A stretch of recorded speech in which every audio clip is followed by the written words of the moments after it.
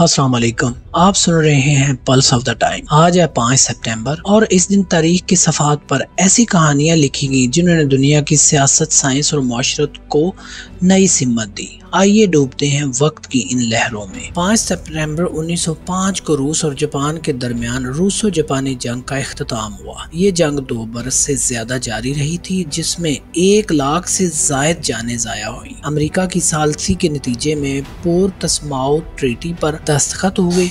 दुनिया के लिए हैरान कुन थी, क्योंकि पहली बार किसी एशियाई मुल्क ने यूरोप की बड़ी ताकत को शिकस्त दी। सदर थियोडोर रूजवेल्ट को इस सालसी पर अमन का नोबेल इनाम मिला। ये दिन एशिया में ताकत के नए दौर की शुरुआत था। दूसरा वाकया 5 सितंबर 1774 को फिलाडेल्फिया में अमेरिकी कॉलोनीज के नुमाइंदे इकट्ठे हुए, जिन्होंने पहली बार इत्तेहाद दिखाया और बरतानवी जुल्म के खिलाफ मुश्तरका मौक़िफ़ अपनाया। ये इजलास तकरीबन 2 माह जारी रहा और इसमें यह तय पाया कि अगर बरतानिया ने दबाव जारी रखा तो कॉलोनियां इसकी मसनूआत का बाइकआउट करेंगी। ये इजलास महज सियासी नहीं बल्कि एक तहरीक की शुरुआत था, जिसके 10 साल बाद अमेरिका ने आज़ादी हासिल कर ली। ये वो लम्हा था जिसने दुनिया की सबसे बड़ी जमहूरियत की बुनियाद रखी। तीसरा वाकया 1698 का ये दिन रूसी तारीख का एक अजीब मोड़ है, जो बादशाह पेट्रे आज़म ने हुक्म दिया कि जो शख्स दाढ़ी रखना चाहे उसे सरकारी खजाने में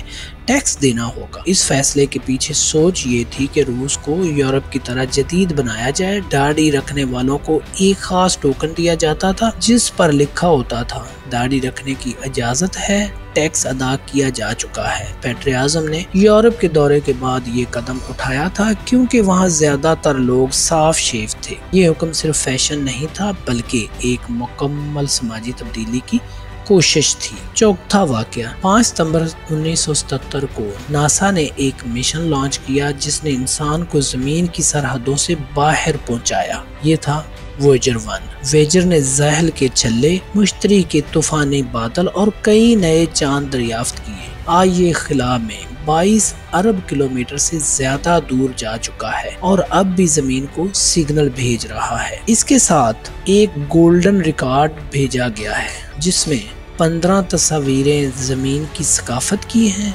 मैथ्यू और बाह की मौसीकी, मुख्तलिफ जुबानों में सलाम, जिसमें उर्दू भी शामिल है, और अर्थ साउंड्स जैसे परिंदों की आवाजें रखी गई हैं। ये रिकॉर्ड इंसानियत का पैगाम है कायनात के लिए, कि अगर कभी कोई मखलूक उसे पाए तो जान सके कि जमीन पर जिंदगी मौजूद थी। पांचवा वाकया 5 सितंबर 1972 को जर्मनी के शहर म्यूनिख में ओलंपिक का मेला जारी था कि अचानक दुनिया के सामने एक भयानक वाकया पेश आया। फलस्तीनी ग्रुप ने इसराइली खिलाड़ियों को यरगमाल बना लिया।